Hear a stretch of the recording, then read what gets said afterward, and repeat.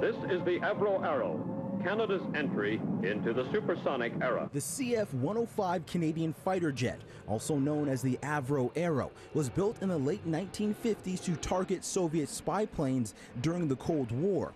The production of the Arrow was canceled in February 1958, also known as Black Friday in the Canadian aviation industry. It's obviously hit the water at great force, about 0.6 Mach, so it's broken here at the nose. Just recently, pieces of the original planes were found at the bottom of Lake Ontario. However, that's not the only model that remains. There's one here closer to home. There's only one full-size replica of the Avro Arrow in existence, and it's tucked away in a far corner at this hangar.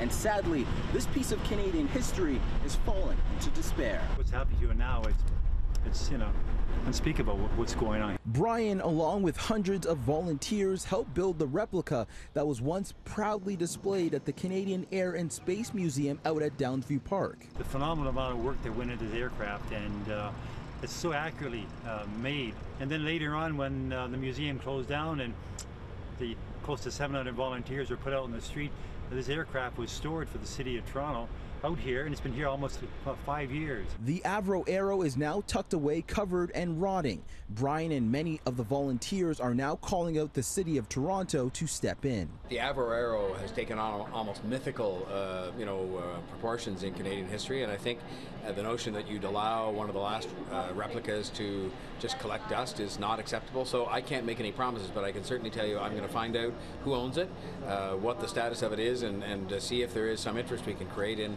having it somewhere where it can be seen by people, because it is an important chapter. Some people think a very sad one, but an important chapter in Canadian history. In Toronto, I'm Brandon Rowe for City News.